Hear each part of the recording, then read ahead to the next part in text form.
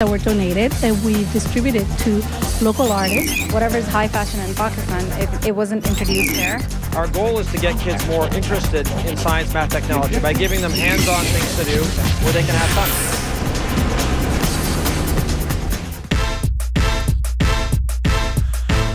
Welcome to Access Peel. I'm your host, Angela Del Duca. We're coming to you from the Walk and Roll event here at the Erin Mills Town Centre. We'll have more on this fundraiser later on in the show. In our first story, Janella got to sit down with the chair of a local furniture bank. Let's take a look.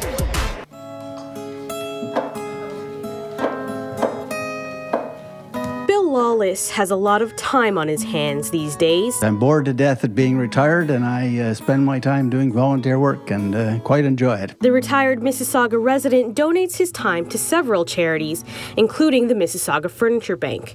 He helps repair donated items that will go out to residents in need. To try to repair broken furniture. A lot of the furniture that comes in here seems to have hinges that need adjusting, pieces missing, parts that are broken.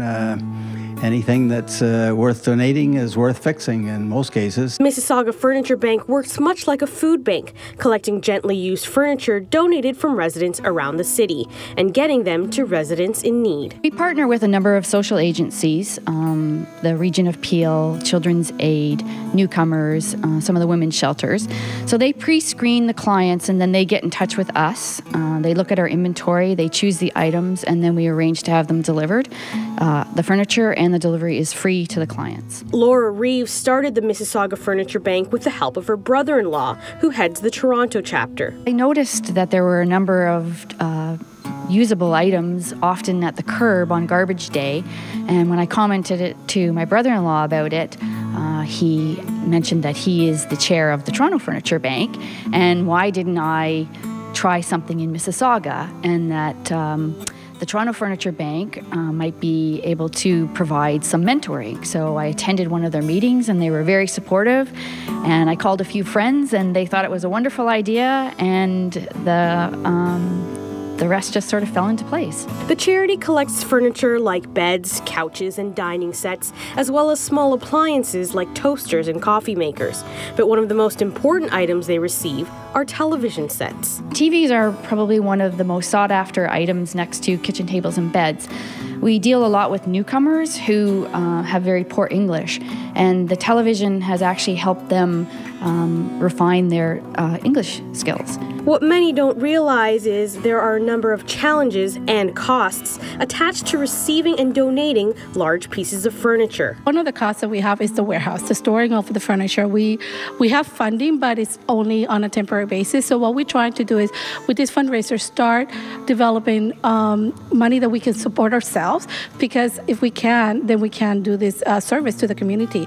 So we have to pay for the warehouse, and if you have the cost of heating, phones, and whatever it is. We also have a moving company that we help us, and they charge us, and we have to pay for the moving costs. The charity will be holding a fundraiser to help offset its costs. This is actually our first ever fundraiser. We are actually hosting it at the Living Arts Center on Wednesday, June the 6th at 6:30 p.m. We call it the Chair Affair because what we've done is we've actually collected chairs that were donated and we've distributed to local artists in the city, and they're going to turn these pieces of chairs into pieces of art. Most of those involved with the charity are volunteers.